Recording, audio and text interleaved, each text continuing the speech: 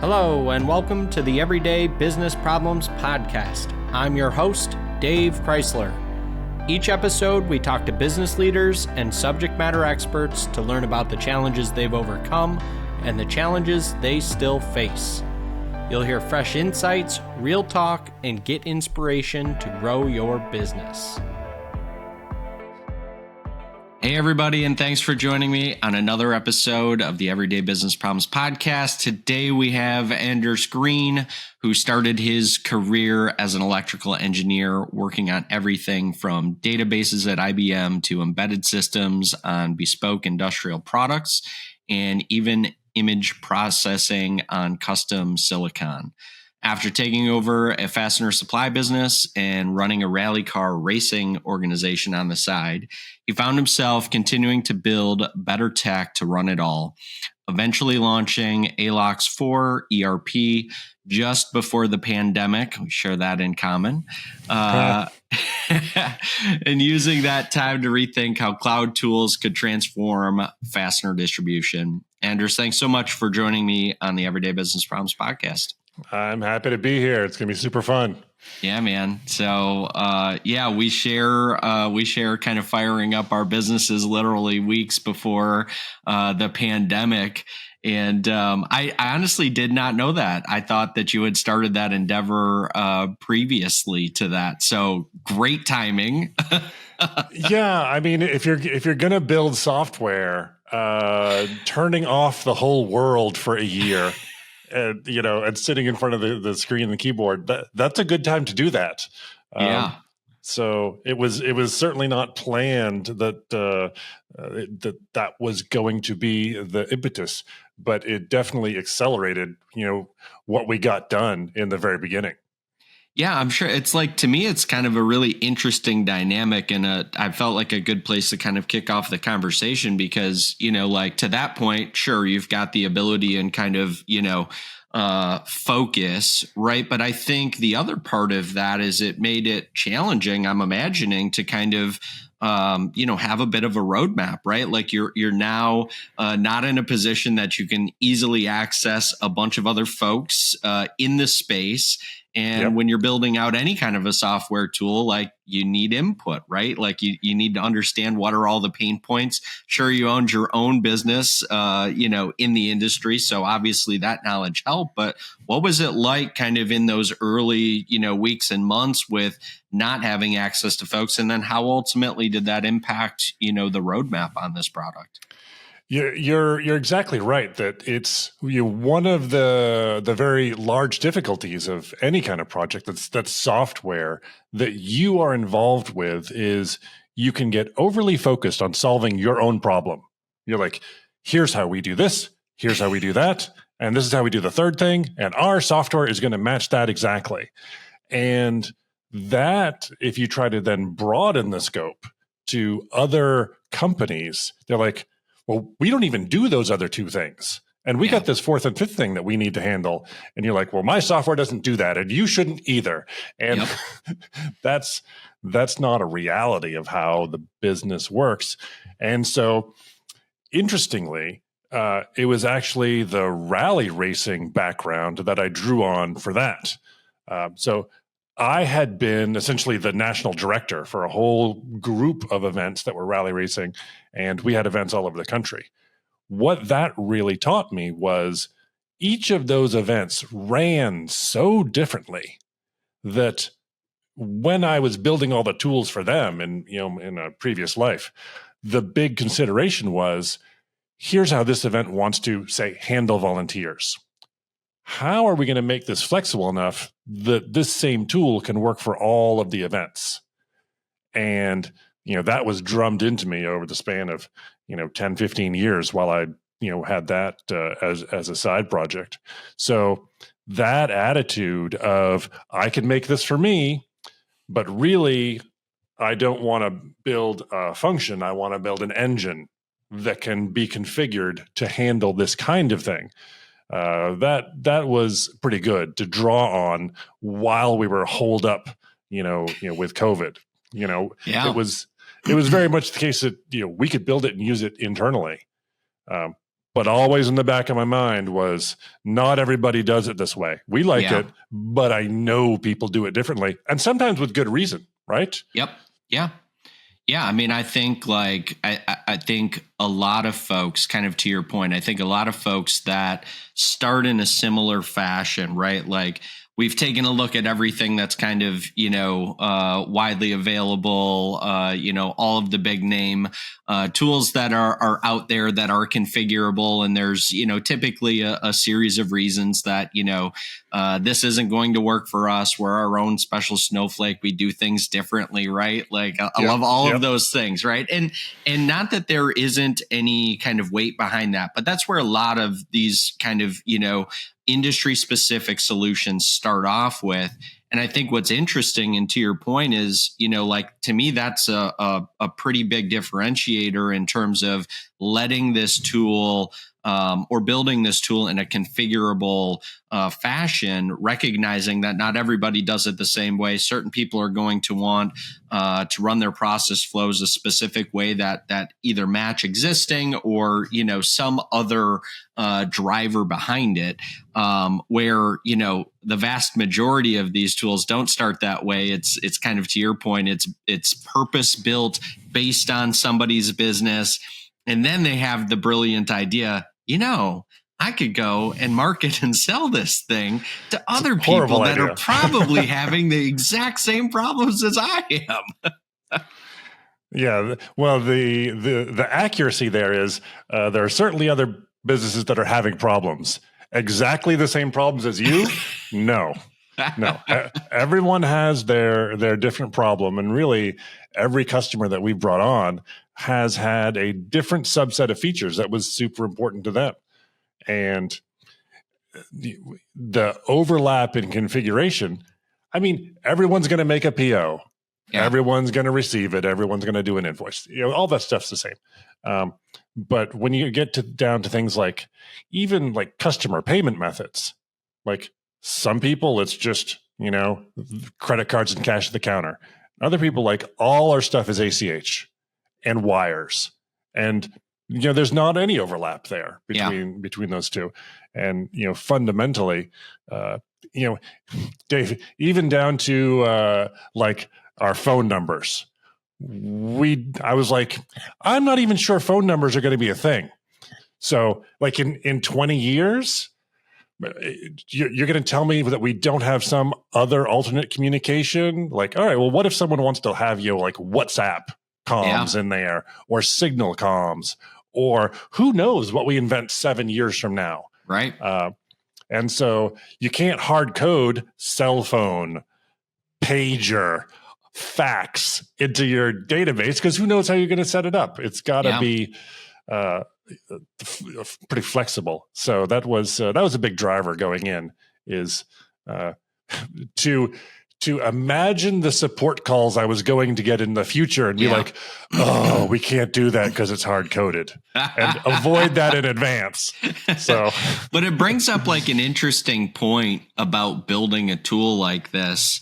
Kind of beyond the imagining of what are all of these different pathways, right? Like, how do you balance kind of the, when people buy a software tool, right? In some sense, they are looking for a bit of structure around, specific process execution or to support their process flows. So how do you kind of, like, when you were building this, how did you balance that? It's, in my mind, you're balancing kind of three things, right? Like, you've got your own business that this started and you need to support.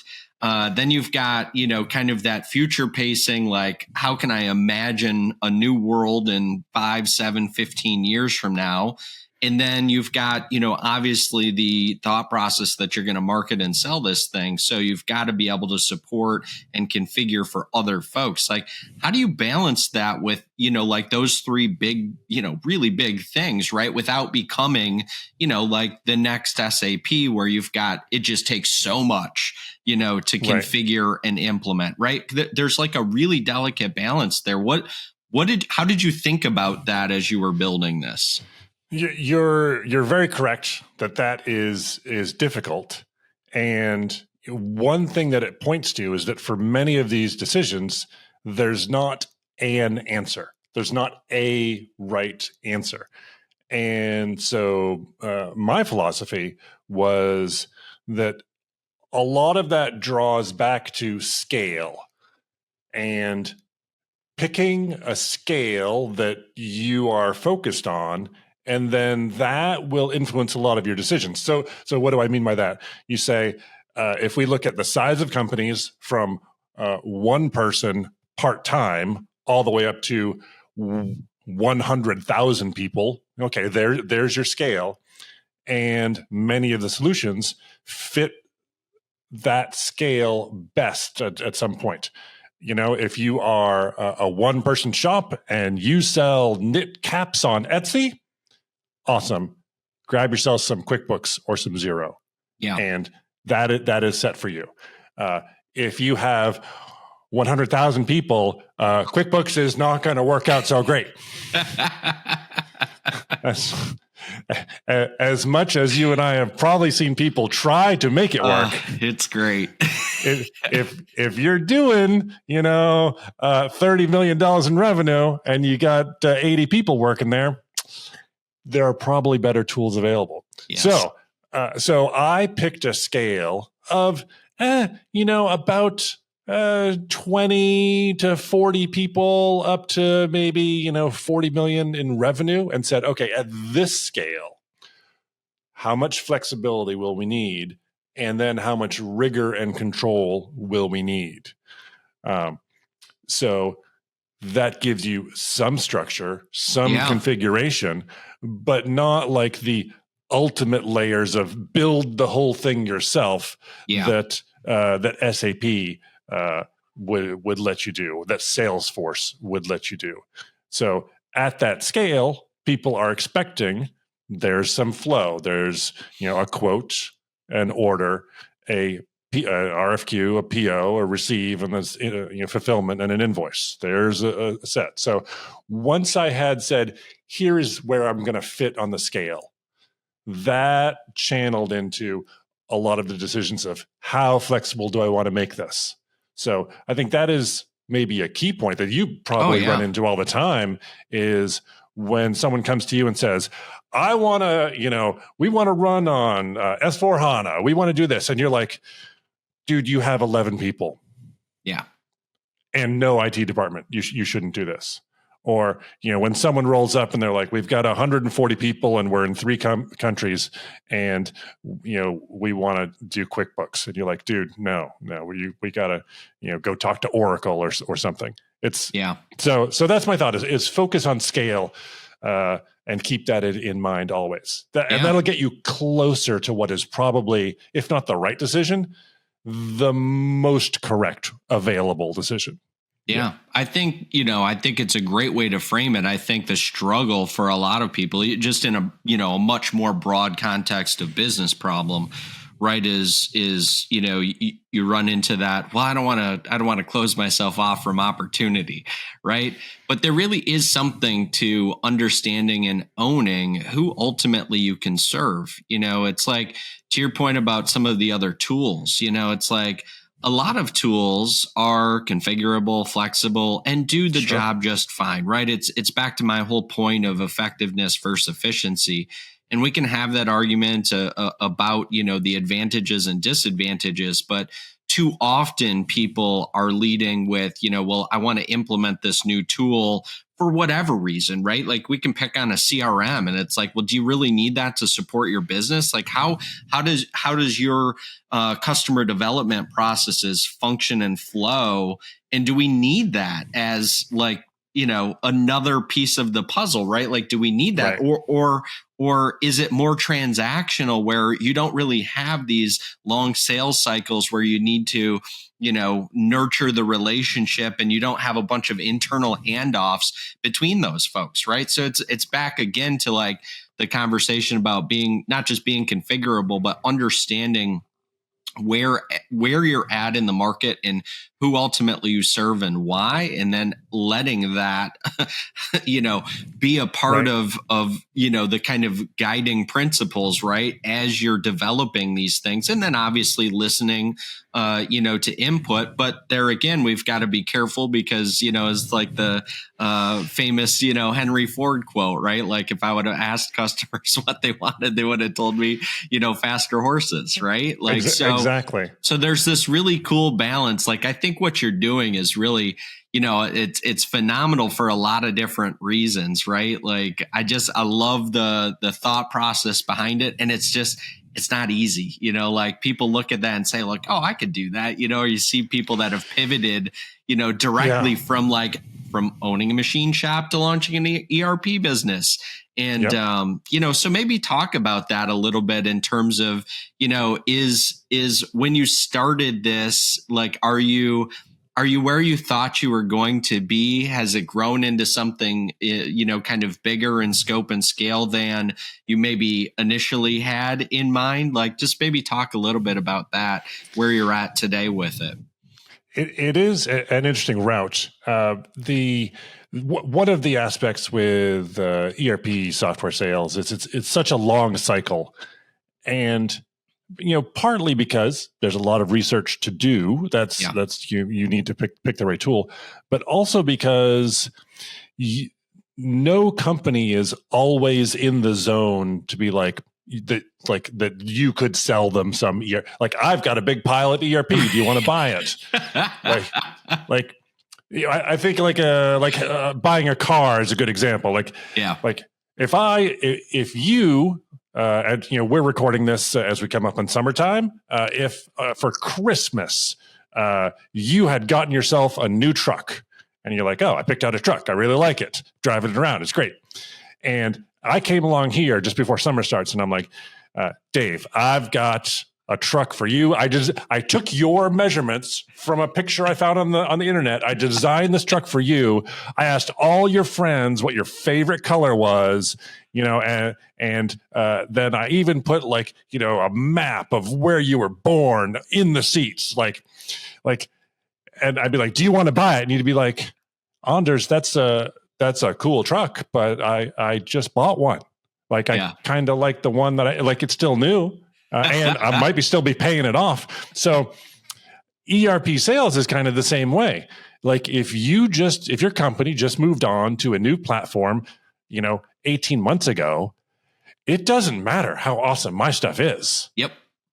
Because you're like, dudes, we're focused on other things. We just went through that, and I still got people that are recovering from the heart attacks. Like, we aren't going to move to anything, even if your stuff was awesome and free. That's still too expensive. We can't. We don't have bandwidth.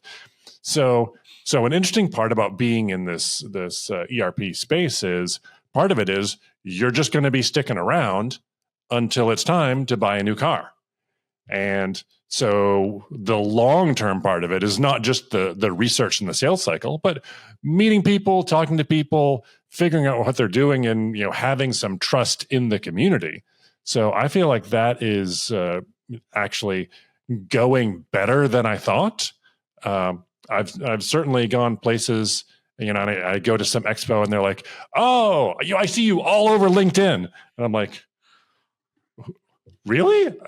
Have we met before? They're like, no. and so, if your mom tells you, you're good looking, okay. Yeah. But, when other people are saying they recognize you, you're like, oh, I did not expect that level of recognition in, the few years that we've been around. So, so it's surprising. It's growing in a way quicker than I thought it would.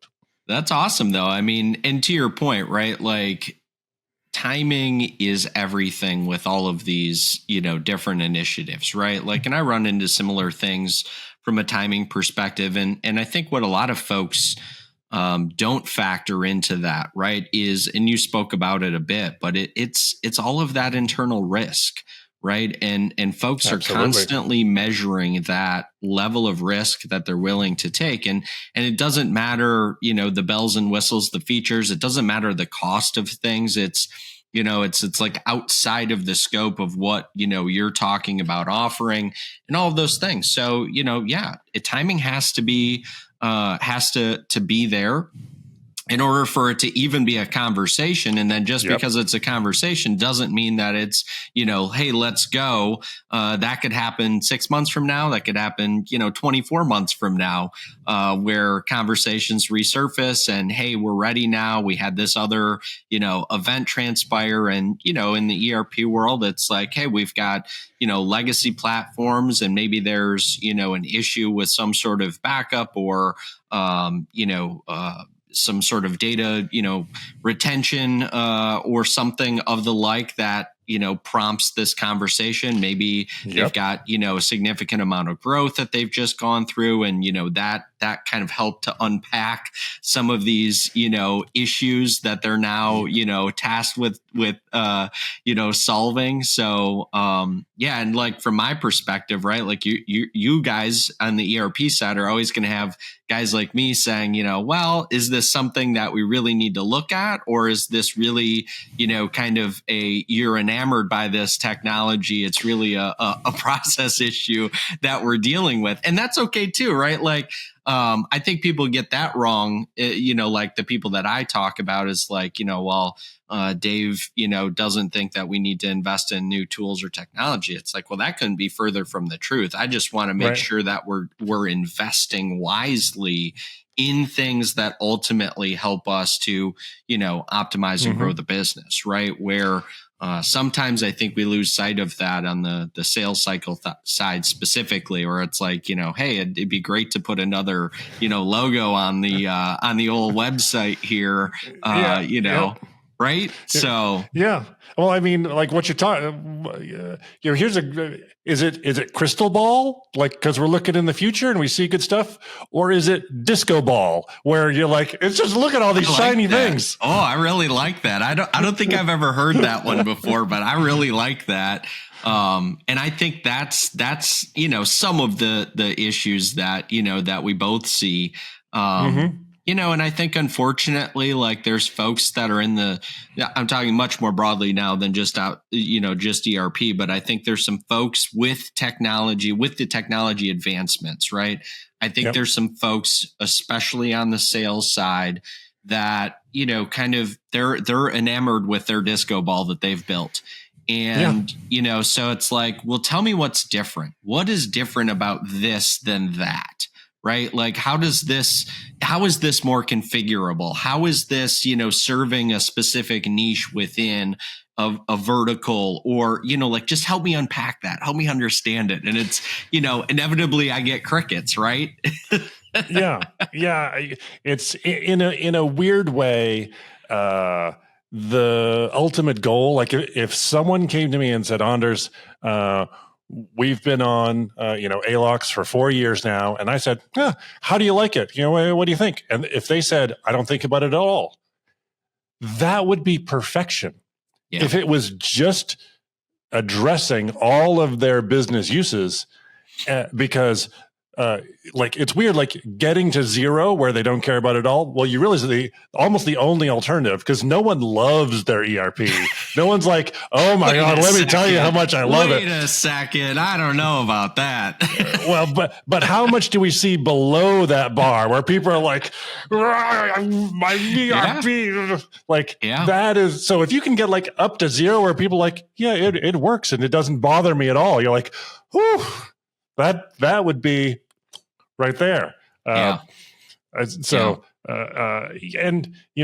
also love to see someone to be like, I'd love to get the call, Anders, it's been a great run.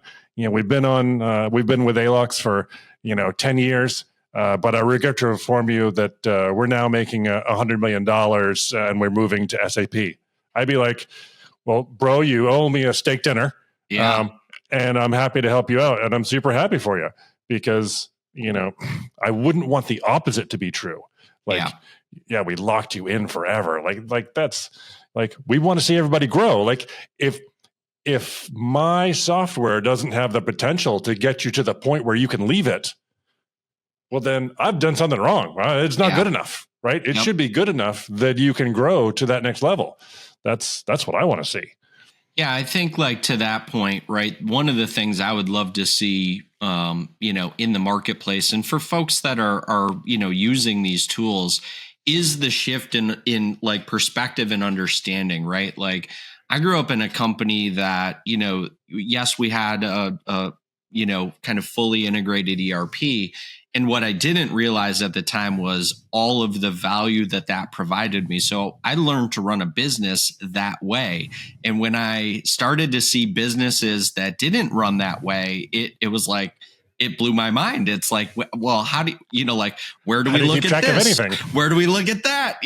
And started asking all these questions. But I think widely speaking, right? Like, so again, I grew up in a company that invested in those tools, in the process flows that were behind them. And so again, that was the training that I had gotten in terms of how we analyze and ultimately grow a business, right? Mm-hmm. And I think it the printing industry? Do I remember that correctly? Yep. So the company that I worked for basically did, a bunch of roll-ups. So they grew through acquisition, and there were two sides to the business. I was on the print side. So they were acquiring first and second generation family-owned printers, and then they had an apparel manufacturing side as well. So that was basically one side of the business where they manufactured T-shirts, and then which was basically just one entity.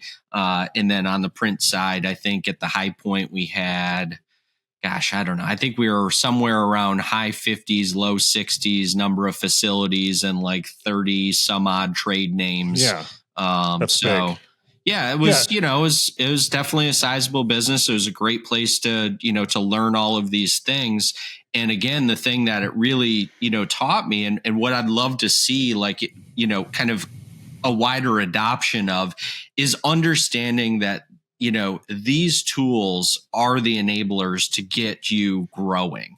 Right. Yes. And so I think it's just, back to your comment about like, how do we get to that net zero of people not even thinking about their ERP because they see it as the tool set that allows them the visibility, right, yep, to be able to grow their business. And I think we're just so far away from that because we treat this tool stack as transactional. It's like, well, I don't know, my accountant or my CPA or, my finance team, depending on how big of an org we're talking about, right? It's like, it's just an output. It's just the result of, instead of looking at this as, the platform that enables, right, that brings the planning people process together, so we can ultimately do something with that. So we can go from 10 million to 30 million to 100 million to, on up, right? So like from your perspective, how do you help like have or educate, like, what are some of those conversations like from your perspective being on the tech side? Like how does that get approached with folks that you're interfacing with? So it's certainly interesting because given that we're a full cloud solution, so everyone is running their material and we have full visibility into their whole company, then we can do some meta-analysis of like all the companies and sort of see some performance metrics, not like financial performance metrics, but things like, hey, how old is your last unreconciled bank period? Yeah. How many vouchers do you have unprocessed? What's the oldest one? How many POs do you have sitting out there that are not marked as received? And so we can kind of get a sense of like, hey, where is it in your process where you are missing some of that value of working this through the process? So there's certainly a view, and I don't know if you've sort of seen this driving by, that some people are like, I just want to make paperwork. Like, the only reason I want, the order is to generate a piece of a PDF that I can give to someone. Yeah. And the only reason I want the quote is to send it to somebody. And like, making the paperwork is a part of it, but it's really doing the analysis on, hey, like, how many quotes did we win? Yeah. What does that tell us about which items end up being on winning quotes to which customers? And so in the beginning, people are like, oh, I got to do these steps. You're like, yes, because that's generating the data that you make money on. Yeah. Like that's what the end result is. So, so that is a little bit of what we can do is take a look at where are you guys not getting full usage, which you also do, I'm sure. Yeah. But on your end, if you're coming into a company, you've got to do an interview, you've got to talk to some people. Like it's going to take you, a couple hours of talking to people. And we have a little bit of a magic, like pull the curtain open, be like, you're not getting those checks out, are you? Yeah. Yeah. So a little bit of a head start for some of those conversations. That's awesome though. I mean, are you guys like proactively sharing that with folks like that are on the platform to help them close some of those gaps? Yes. So it's a little bit informal, because we're small, so we know everybody. And a lot of times, what I'll do is, if I just come up, I'm like, I'll check that, and then I'll take a look, and I'll text, the owner over there. It's like, hey, check out this screenshot. You've got some stuff here that's worth looking at. If you want to set up a call, we can go over it. Or if you just want to navigate to that section and take a look. So I'm a big fan of, and again, this is where we are in scale. Like if I had 500 customers, I couldn't do this. Sure. But where we are now is, sure, I'll send you a text with a cool screenshot in it. Yeah, that's awesome. And then hit me back if you want to, just call me if you got questions on it. Yeah. So I like doing that. So it's pretty good. You mentioned also a little bit back, what's the difference between X and Y? And that's a question that people ask me. Within our industry, we're pretty focused on distribution and also in fasteners. And people say, well, what's the difference between you guys and these other guys? And it occurred to me recently that that's almost like the what is the wrong question there. And it turns out that the when is a much better question because right, we all have, I can do a PO, I can do an invoice. Like that's all the same. You're going to have that everywhere. So the real difference is when, and by that I mean two things. When in that, we're a young company. And so if you ask us, hey, I want, could we build this feature? It's really different sending an email to Bill Gates in 1986 versus in 2026 about whether he's going to put that new feature in DOS or Windows, right? Like so. If you want to be part of, like, if you have like legitimate, interesting business ideas that you think might drive your company, getting started with someone that is a very young company, it's much more likely that stuff gets built. Yeah. There's not as much infrastructure and everything that's preventing that from happening. Yep. And the other part of that that's different is really just when we started. Like if someone said to you, if you went back in time to 1964 and you're like, we're going to build the best Mustang, like, okay, you build this awesome Mustang.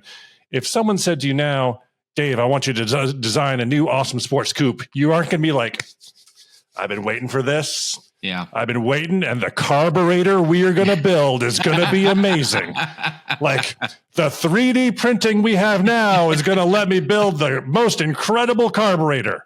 Like, no, that's not what you would do, like at all. Yeah. And so just the fact that, ALOX was built very recently when full cloud native stuff was even possible means that you're not starting with, I'm going to improve this carburetor. Yeah. You're not starting with that. You're starting with modern web technologies that, is the stuff that we are all used to using right now. Yeah. And so it's, I'd love to be able to say, oh yeah, I'm smarter than all those dudes that worked at IBM in the 70s. That's not true. It's just that when they started, you're like, dude, we had 8 bits. That's all we had. There were 8 bits, and punch tape.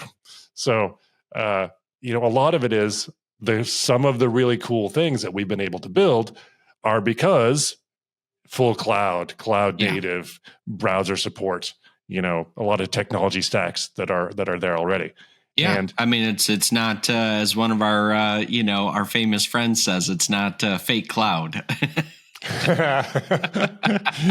Yes. Right. Yes, exactly. There's a oh, go ahead.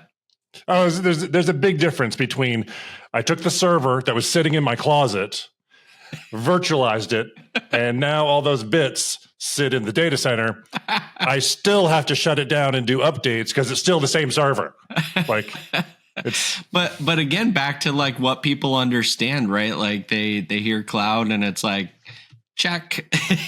Yeah. So again, it's about making, informed decisions. And the other thing I want to go back to for a second too, I like how you posed the, the when and not what. And I think that you do a good job of answering that. And what I would say to that is, for me, it gets back to what you kind of started all of this with. It's about understanding, where do you fit into the mix? Where do you fit into the kind of, roadmap of growth for a company, right? There's definitely a starting point. There's an exit point. And so I think that is, beyond like the actual tech, and sure, everybody can generate transactions, that's what it is. Right. I think it's a better understanding of how you enable and at what point. And I think for so many companies, because they don't understand that, it's, we can do everything. It's like, well, but you can't. Okay. No. I have a a multinational that has, 7 different operating divisions. Like is your inventory management tool, it's going to support all of that flow, with your AI powered nonsense. Like, give me a break. 100%, Dave. We can have it. It's ready to go now. It's off the shelf. It's off the shelf. Like, it's just, come on, like that's what I feel like saying. It's like, come on, all right, but anyway, like, so for what it's worth, right? Like, and the other part of that, and again, it gets back to a comment that I made earlier, is, yes, there is some real power and flexibility of working with a company like yours in the early days, that you still have access to, the owner and, a longer roadmap. On the opposite side of that, there is still risk in that. What happens if Anders gets back into the race car circuit, right, and is no longer excited by this ERP project, right? So I'm going down to Baja. So long, guys. But like in reality, right? Like, that's a risk that folks have to weigh out as well. So there's a bunch of different ways, I think, to tackle those types of questions, and just the fact that you can have some of those answers ready, that you're more prepared than most of the folks that, are in similar positions, that I have the ability to talk to. So. Yes. I mean, it's a very good question, because you realize it sort of makes it a little more clear. You're like, oh no, there's risk. And you're like, well, yes, that is what business is. Yeah. There's risk everywhere. Like, show me the business with no risk, and I guess I'll show you a kid that gets their allowance from their parents. Like, that's and it is a balancing act, because if you're like, all right, I want zero risk in my ERP, I'm like, okay, dude, call up IBM and tell them, yep, we want to go with you guys, and we'll give you $2 million a year for this contract. IBM's probably going to stick around until you're dead. Yeah. Like, all right, fine. But that decision isn't risk averse either, right? Like, I caught this really great story from Eric Kimberling. And for folks out there, if you're not following Eric, he's a guy in the digital transformation space. Definitely give him a follow. Just a plethora of knowledge and information. But he had this great story about he was kind of focused on the change management piece of an implementation. and it was a larger company, and they were basically looking to extend the budget by like 70 grand, and because they weren't ready, right? Yeah. And so the C-suite was like, to damn with all of this, we're not spending any more money on an extension for change management. Like, we're gonna go, it's gonna be bad, we'll just have to deal with it. And the short version of the story, as you, I'm sure, can anticipate, is, like millions in lost revenue, right? Like, because their system wasn't able to capture inbound orders. People were canceling. Their team couldn't, not just output and support product, right? Like actual shipments, but like they couldn't even access the information. They couldn't find orders. Orders were getting lost in the system, right? And so it's like, again, even when you go with, the industry standard or what is perceived as a safe bet, you can find story after story of these, adoption and implementation nightmares because, right? Like, we didn't understand where we were going. We didn't understand, where do we fit into this mix? How can we leverage these tools to ultimately grow our business? Right. Yeah. And at that scale, again, at that way up at the top, there's no I'm $1 billion business and I'm simple like that. That isn't out there. Right. I sell one product to 100 customers. We manufacture it in one location. We have 5 raw material suppliers, right? Yeah. I was talking to a friend of mine just the other day, and they were working at a very large company, Fortune 100, that mostly deals with physical objects. Fine. But they had developed this piece of technology that was some safety gear that had a bunch of communications stuff built into it. And the difficulty that he was having, he was the director of this program, was that this large corporation that sold physical products, in their billing, had no way to do like a subscription. Like, the recurring billing wasn't a thing that they could do. They're like, we sell $100 billion worth of stuff, none of it on a subscription. So I don't know how to help you with your software package that should be a recurring thing. And they ended up having to do like, X number of 10,000s, like yearly. Like, we are going to send you an invoice for the year, and please pay us because we can't. And you're like, you would think, you're huge. What do you mean you can't do subscriptions? You're like, bro, it's because we're huge that we don't have all that stuff. Yeah. Like, yep. Yeah. And at that scale, right, there's no ad hoc, like, we'll just set up a Stripe account and run it through there, right? Yeah. No, you're like, you realize that we have to report this, to the SEC or like whoever. Like, we can't just be like, bro, log on to Stripe and run their cards. No. Yeah. Well, it's all of those things. Like, I had worked with a company that had their primary focus was engineered to order products.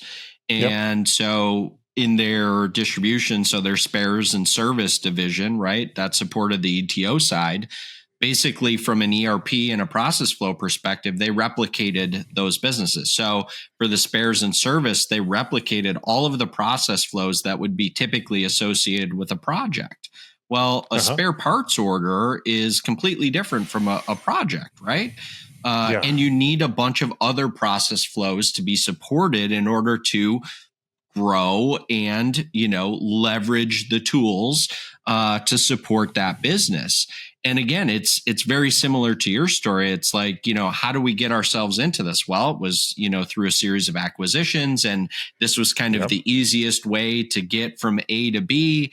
And, sure, it made things difficult from an operations and supply chain perspective, but, we kind of had accounting situated. And so we were getting good financials out of it. It's like, yeah, but you guys, we're kind of missing a lot of really, critical functions over here to support what's going on. Right. So, but it happens, and it happens in really, really big companies that you would never, suspect in a million years. But that's the reality that a lot of those folks, deal with daily. Right. Yeah. And I think people underestimate how easy it is to miss some of that critical stuff if that's not your bailiwick, if you're not in that every day. Yep. Like 100%. you could ask, any board level CEO guy, be like, hey, you describe the flow of how this works. And they're like, well, customer, we'll give them a quote and then we'll turn that into an order. And then we'll send out a PO to someone to build it, and then we get it, and then we ship it to the customer, and they get an invoice. And like you get that answer from everyone, and then you go ask someone that's down in the warehouse, and they're like, "Are you fucking kidding me?"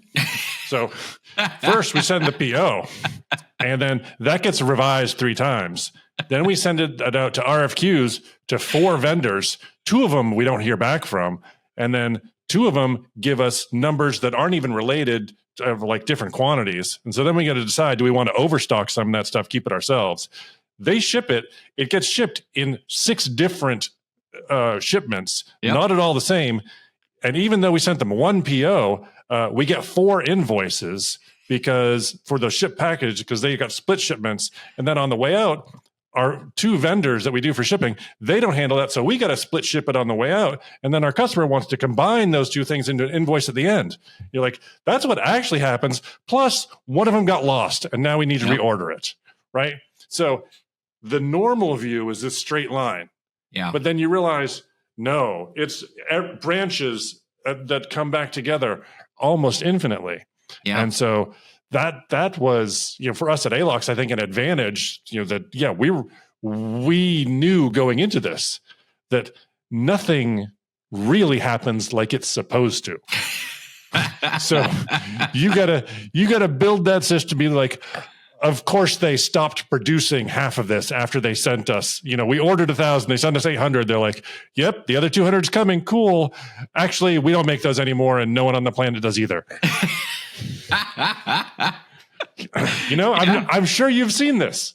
Yeah. I mean, that was going to be my comment, right? Like back to your thought, story of how people see or perceive what's happening, right? Like the only way that I knew, like going into that story that I shared, the only way that I knew very quickly that like how far apart those process flows and business models were is because I've experienced those, right? Like, if you don't, and I think just broadly speaking, that's what makes this stuff so, it's like, it's simple, not easy, right? And I always say that because, I am not an engineer. I am, very far from, genius level anything. What I do have going for me is, now nearly 30 years of doing this stuff and being in the weeds and seeing those transactions and hearing those stories about, well, then this happens and then that happens. And then, oh, by the way, we have to do this other thing over here. And, and so it's that practical experience that, you start to see these things and then you start to build your own connections of how things operate and what are some of the ways that you can either connect the dots or make things more, efficient, effective, ultimately, again, driving back to how do we grow this thing? Like nobody wants to go backwards. Nobody wants to be stagnant.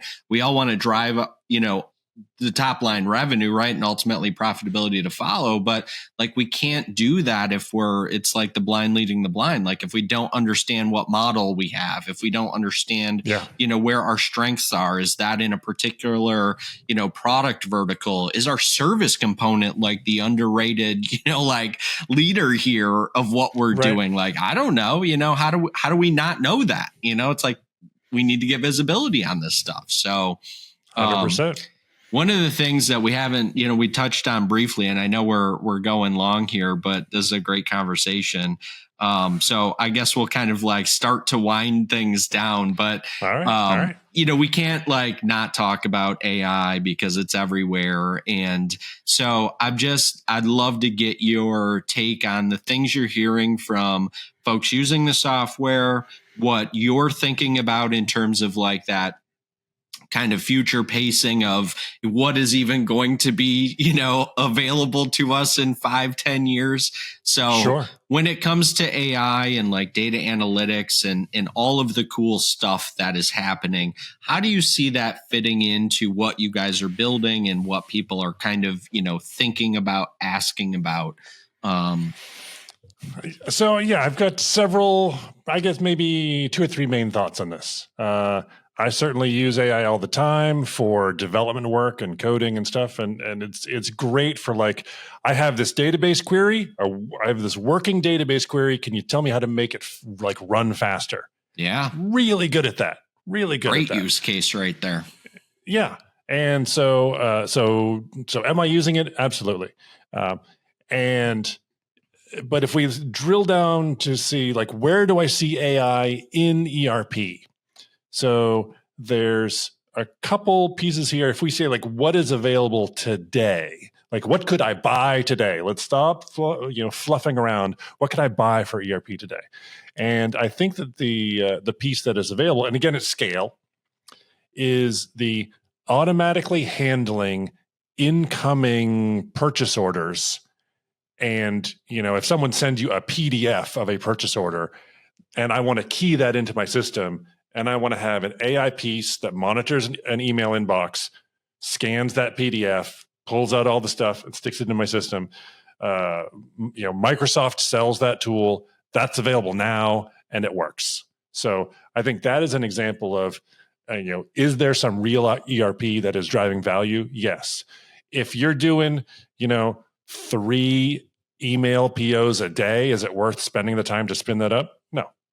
If you're doing 1,000, yeah, it is. Yeah. So that's part of that. That's, let's at least give people one concrete example of it's available now and it has business value today. Yep. Good. If you go a little bit more into the fantastic, and I'm not saying that it's imaginary, but I was just saying it's not really available yet. You're like, well, what about, like AI pricing models?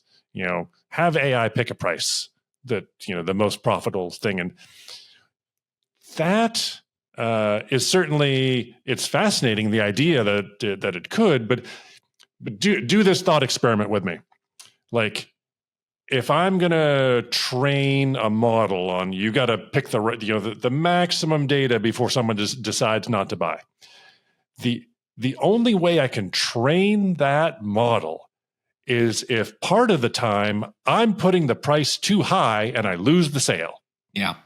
So ask yourself, do you want to give an AI bot access to pricing knowing that what it is going to do is outprice half the time just to get training data? Now, you'd probably say no to that. But there are some industries where you get a second chance or a third chance at selling the same thing. A good example is an airline. So if you're like, hey, we're going to let our AI try to learn on our pricing data, like at 3 and 4 months out. We're going to because if someone comes along and like, fly to Seattle for $4,000, no way.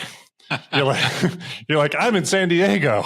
I'm not paying, $4,000 for no legroom, but they're going to come back, 60 days out, and now they're going to hit the standard algorithm that has whatever is safer. So AI pricing, if you only get one shot at the sale, which is most physical goods, you realize that the only way to train something is to have it fail sometime. But if you get multiple shots, and so that depends on the business, then you've got a little bit of a different, am I going to try this out? Now, what we see a lot of being hyped, and a few companies have brought this out, is essentially a natural language dashboard operation.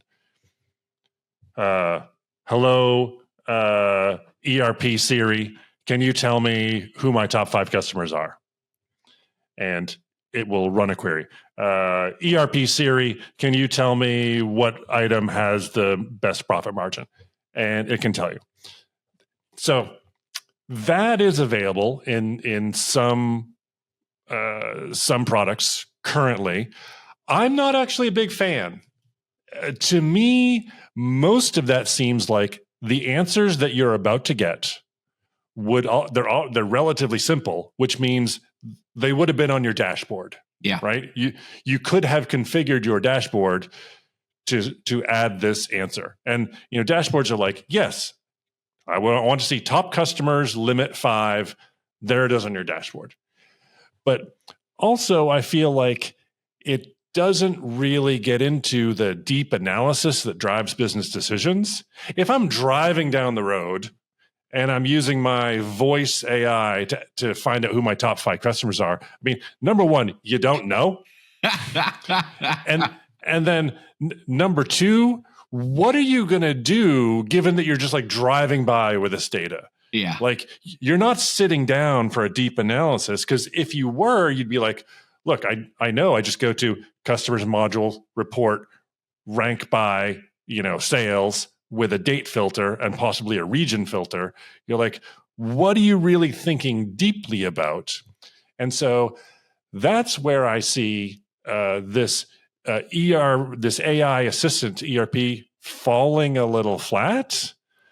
And disclaimer, I've built some of it, right? So like, we have, some experimental stuff that's like in the back end where it's like, I'm going to send your question off to ChatGPT.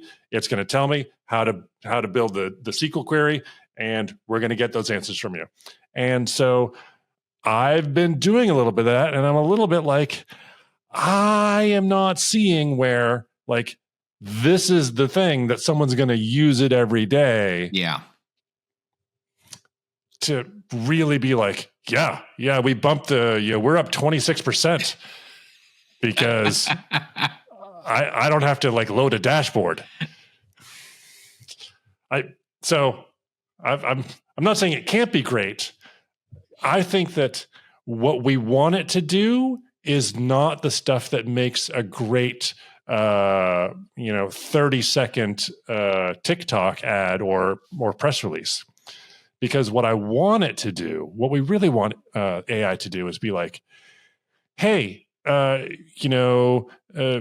Johnson Incorporated used to buy $1,200 from you every month, and then he bought $600, and now we haven't heard from him in 4 months. Maybe we should call that guy. Yeah. Because that's weird. What happened to that pattern? So that is not the kind of thing that we're seeing in AI literature more directly, because I think that's a little more, it's difficult. The other stuff, the disco ball, like the like I ask a question and it just magically gives me an answer. To me, that's disco ball. That's not crystal ball. That's like, holy cow, look at that, it did a thing. Yep. I'm not super a big believer in that's going to drive a lot of business value. So what have you seen in that area? No, I completely agree with all of that. And I think, it is interesting on the kind of positioning, the sales and marketing standpoint, what, like you see that stuff all over the place. It's, it's like AI powered this and, it's all okay, great. But to your point, right? Like the real meat of this stuff comes in the computing power, right? The ability to ask, to aggregate that data that is ultimately going to be actionable.